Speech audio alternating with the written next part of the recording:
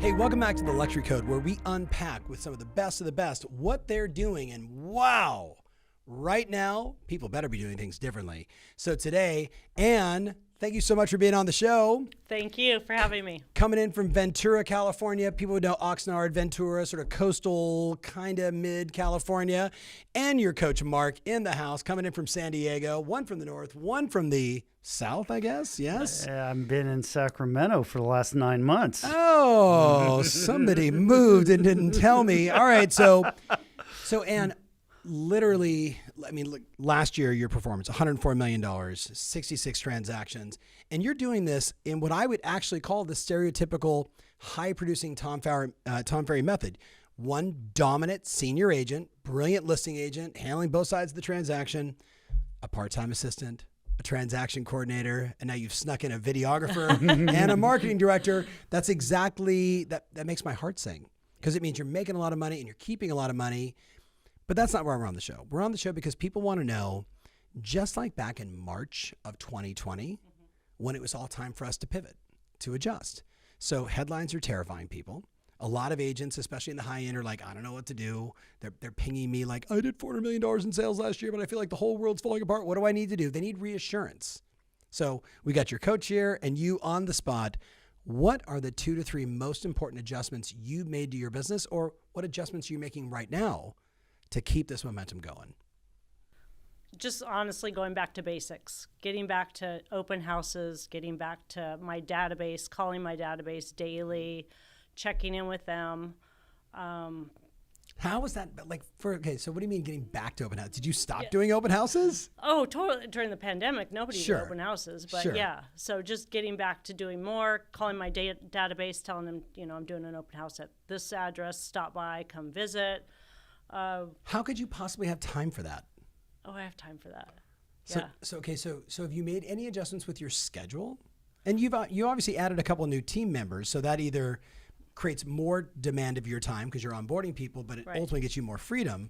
So what are the adjustments you made to your calendar? So I do have a marketing team now, so that freed up some time. I'm usually up by 6:30, at the office by 8:30, making calls, answering emails, text messages, just trying to wake people up. Or Move the ball forward, right? Yes. So Marc, what adjustments have you seen from, I mean, obviously she's right out of the gate. Hey, I'm back to doing open houses. I'm calling my database. And the truth is we just stopped right there and just said, just do that. Everybody's going to win. I mean, what is it, like 73% of all the listings you're coming from are past clients in Sphere, and the vast majority of people, as I show you, aren't calling their database enough. What adjustments are you seeing or advising right now, Marc? Well, for her, it's definitely about time management. It is going back to the basics. She built her entire practice initially on the beach because her specialty is all beachfront stuff in Oxnard. Yeah. And she built it all by open houses and getting to know the community, getting to know the neighbors. Right. She was like way ahead of schedule in terms of like a mega open house, so to speak, right? Right. So getting her back to that is one thing. And she took, I don't know, 3 listings yesterday. And if she looks at them, they all came from Past clients. Yeah, so it's really hammering her, just making sure that she's staying in the place that's going to pay her the best return for her time invested. Right. So what are you saying to your, like, so you got these 3 listings yesterday, congratulations. Thank But you. everyone listening knows that was probably something 9 months ago, 6 months ago, 3 months ago, that the fruition was yesterday. What were you doing back then? And how has the conversation changed at all with sellers on pricing in this environment? So what did you do back then, and how is the pricing different? Pricing, you just have to be a little more aggressive now. Before, I feel my sellers were reaching for the sky. Just to be realistic, look at the comps and... But okay, so I'm literally with my neighbor yesterday, and her home is for sale. And she says to me, I hear that prices are dropping. And I said, no, a lot of high-end sellers have tried to raise the bar on their price, and they've gone too far. So now they are reducing, but they're probably still not where they need to be to actually be at the comps. Right. What are you saying differently to educate sellers? Because everyone's going to say the same thing. Ann, I know what you're saying, but not my house. Yes. So what are you saying differently? I'm just explaining to price it properly. It will sell in this market. Our prices aren't dropping. Okay. They're just adjusting to where they should have been. Okay. But doesn't that make some sellers a little like, yeah, but not my house? Right? I mean, Yeah, you know, it does, it I mean, does. everyone else's baby is ugly, but my baby baby. is beautiful, and you should add a 0 to that price. So how do you, when you say you educate him and you explain it, how? I just tell him I would love to be wrong, but I don't think I'm wrong. Okay. I would love to be wrong and get you $500,000 more, but you know, is it worth sitting on the market and then being a stale listing in 3 months? Yeah. Yeah. How much, when you show up on a listing appointment, what do you bring with you? I bring my listing packet, my past sales, a little bio, What's inside your listing packet? comps, kind of what I do, how I specialize, how I'm different from the other agents, and why they should hire me. Okay. So do you find that your past clients, are they just taking that and saying, okay, yes, it's automatic, or are they interviewing other agents? It depends. It depends on the client. I just went on a listing appointment and they told me they stalked me for a year. They go, I'm not hiring anybody else. We're hiring you. Yeah. Yeah. So it's my marketing's paying off. It's working. So you've been a client for a long time. So when you hear me say things like there's a very clear and obvious flight for consumers to quality, right? With your transaction count, 18 years in the business. Right. Are you seeing more of that, or am I off base when I say I think sellers are still going to be unrealistic and they want to list it at a higher price and we've got to do more to combat that? I mean, you make it sound like it's just so easy. Like I just tell them, oh, I'd love to be wrong, but I'm not. So, I mean, if everyone's writing down the script, I'd love to be wrong, but I'm not. I mean, it can't be that simple, right? Sometimes it is. Sometimes you just got to let them fall on their face. You just got to, okay, let's list it here and, you know. Okay, Mark. I fill in the blanks here, Mark. Fill in the blanks. So she was in the beginning of the year. She was a little freaked out because we could kind of feel that shift coming on, right? And she was like, "Oh my gosh, everybody's kind of evaporated," which is really what caused her to step back into doing the basics again. Right. And just like in pricing, this is something we've all been talking about, and thank you for leading that conversation for all of us. It's having the courage and the skills to be able to just look them in the eye and say, "I'm a professional. You're paying me to tell you the truth, right, even if I know you don't want to hear it." Right. And I think Anne has the ability to do that with a smile on her face, whereas it comes, and she's got such a reputation, it comes across much more digestible, I guess is the word I'm looking for. Yeah, that's why I was asking, like, what's inside the packet? Because if it's your track record, your experience, you know, success leaves clues. So go back to where the listings came from. Did you call them? Did they call you?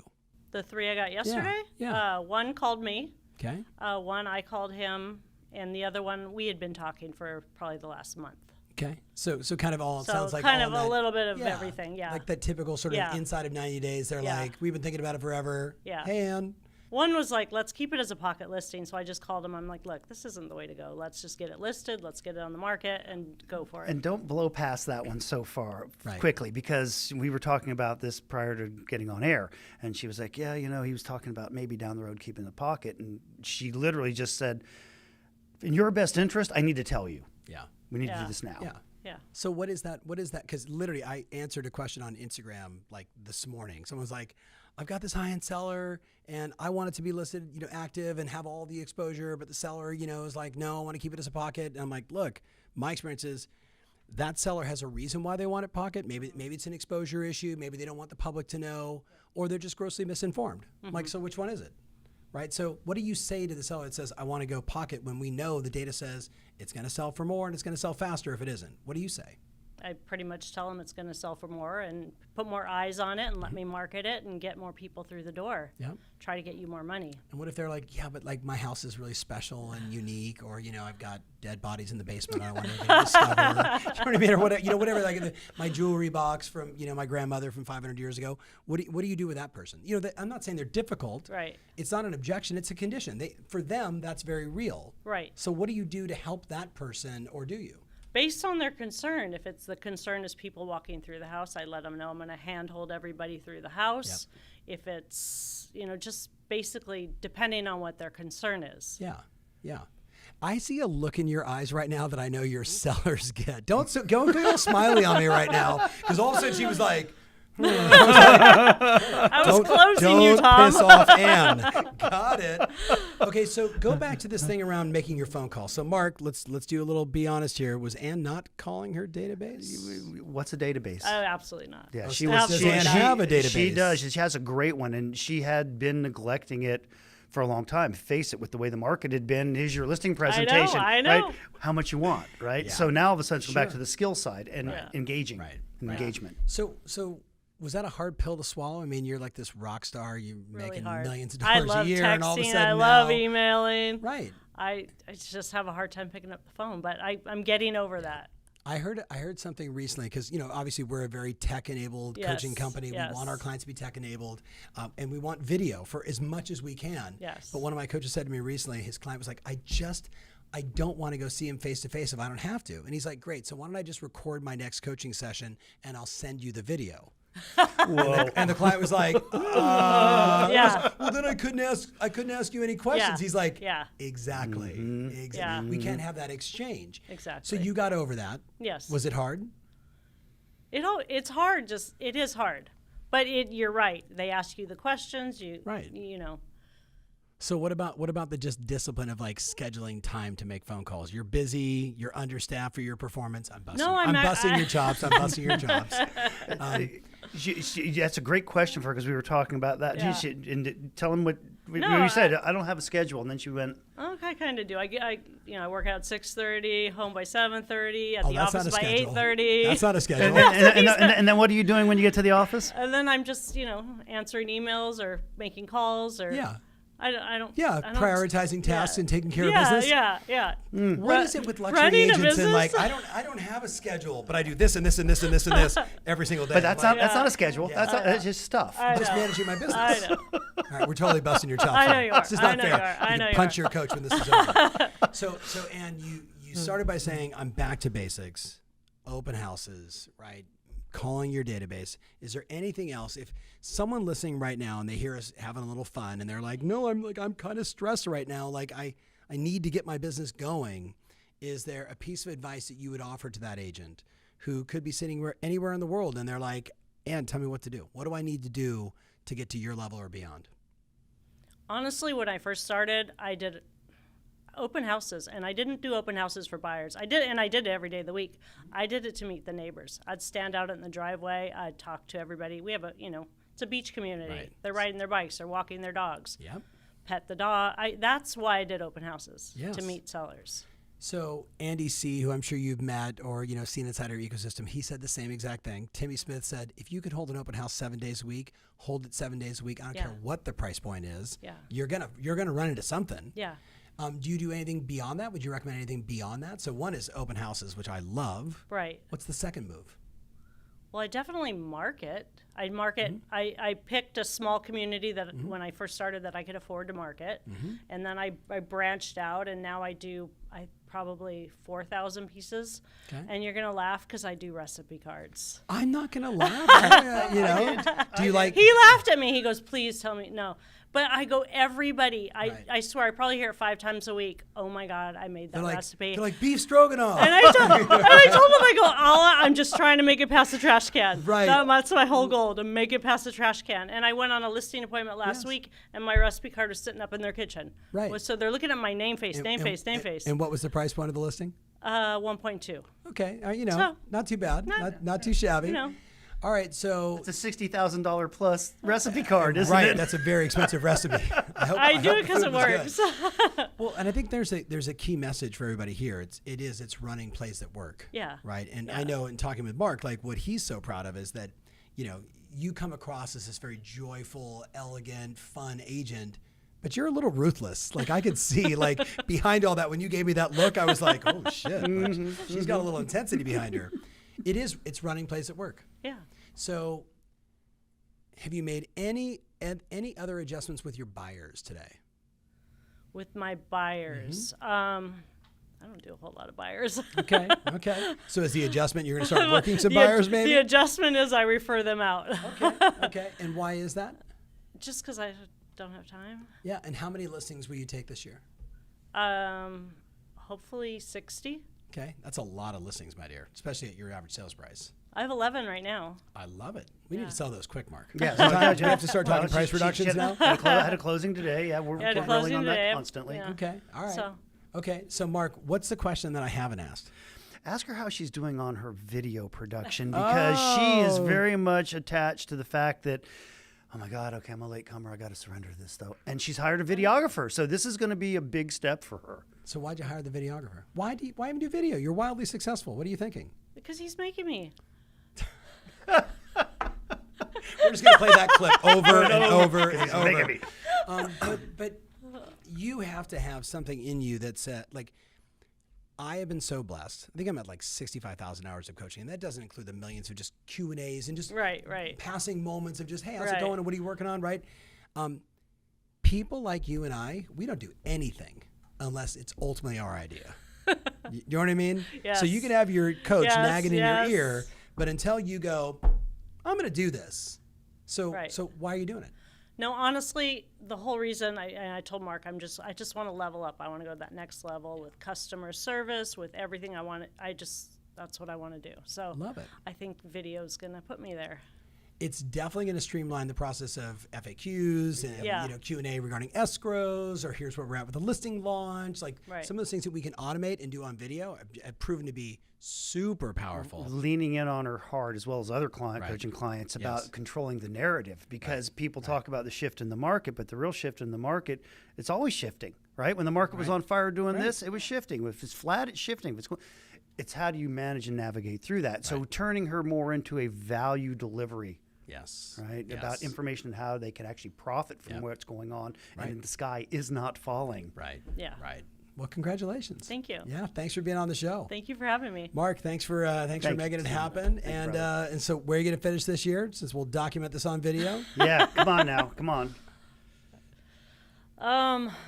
Before you even say, let me make Yeah. a comment to the listener right now. Yes. So I work with all these incredible CEOs, as you know, and every one of them, I basically said to them, look, we're all super competitive.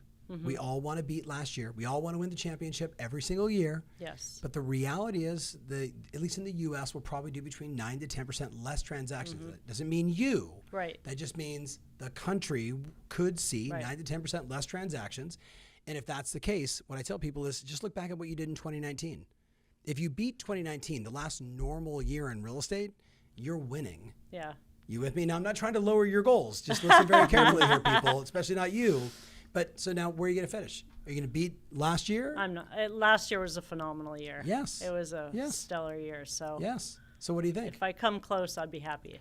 And listen, for the person listening, first of all, thank you for your honesty, right? Thank you, because I think it's not that we want to lower our expectations, but I see so many people beating themselves up right now because they're behind last year, and I'm like, Yeah. you won like 5 NBA championships last year. Yeah. You know what I mean? Like, Yeah. think of every professional. You won 6 of them last Yeah. year, right? All in 1 year, which was a total anomaly. So we need to reset our expectations, Right. reevaluate what success is to us today, and be happy with it. Yes. You with me? Yes. Did you spend all the money? Did you save some? Oh no, I saved a lot of Okay. money. All my right. goodness. All right. That makes me even happier. Okay, good. All right. So I hope you got some value out of this conversation. Make sure. And what's the best way for them to follow you? Instagram, Facebook. Instagram and By the Beach, BUI. Yeah. Oh, by the beach. And BUI. By the Beach. Okay. I love that. And Mark, what's the best way for them to connect with you if they want to? They can connect me with me on Facebook at Coach Marc Prestera. And that's Mark with a C. Yes, it is. Yes, Mark with a C. Prestera. All right, so make sure you follow these 2 characters and ask lots of questions. Send some referrals her way as well. She's kind of ruthless. I can see it. You can probably see it too if you see this camera ends. All right, so thank you so much for watching. Thank you so much. you. Congratulations, you both, and we'll see you guys on the next show. Take care.